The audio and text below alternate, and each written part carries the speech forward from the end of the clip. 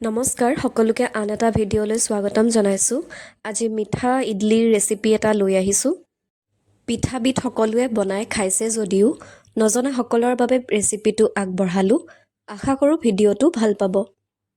পিঠাবিধ বনাবলৈ 1.5 কাপ চুজি, 1 চিকুটমান নিমখ, 1/4 কাপ চেনি, হাফ কাপ শুকান নাৰিকলৰ গুড়ি, 2 চামুচ ঘি, আধা টিস্পুন বেকিং পাউডাৰ, আধা কাপ গাখীৰ দি ভালকৈ মিলাই ল'ম।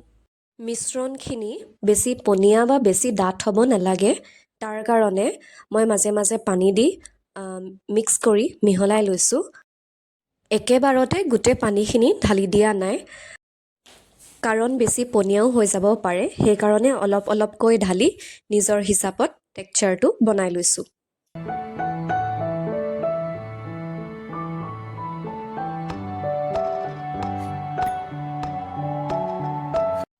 গোটেইখিনি ভালকৈ মিক্স কৰাৰ পাছত 45 মিনিটছৰ কাৰণে মই এইখিনি ঢাকন দি ৰাখিলোঁ।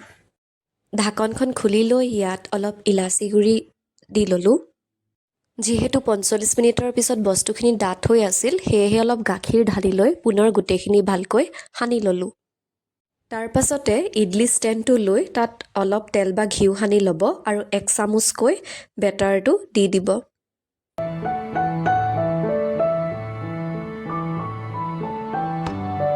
এতিয়া ইয়াৰ ওপৰত এটা এটা আধাকৈ কাটি লোৱা চেৰি দি দিছোঁ। ইডলিৰ কাৰণে বাকীবোৰ প্লেটো এনেদৰে তৈয়াৰ কৰি ল'ম।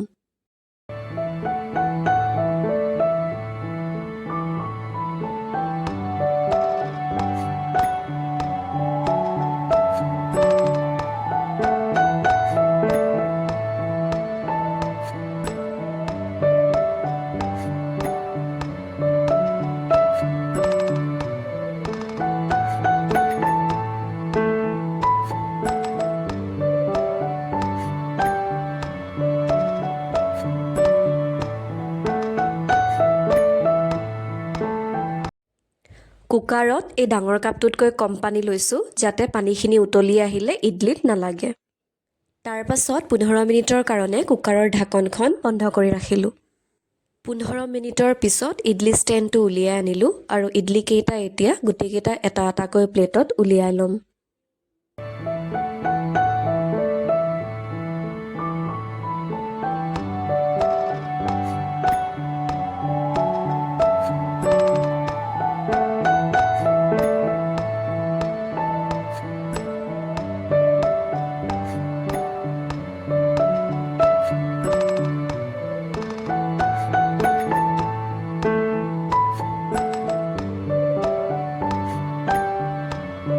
মই ইয়াতে আৰু এটা পদ্ধতি দেখুৱাইছোঁ।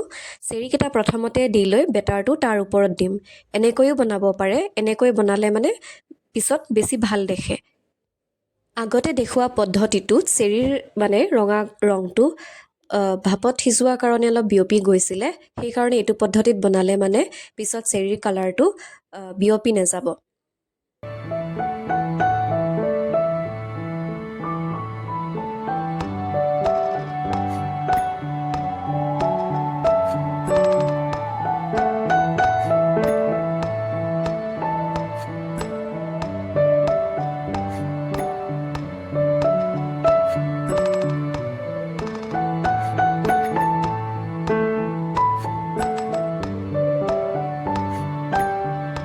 এয়া আমাৰ ইডলি ৰেডি হৈ গ'ল। খাবলৈ একদম বহুত টেষ্টি হয়। নাৰিকল দিয়াৰ কাৰণে বেছি টেষ্টি লাগে। আপোনালোকে এবাৰ ট্ৰাই কৰি চাবচোন।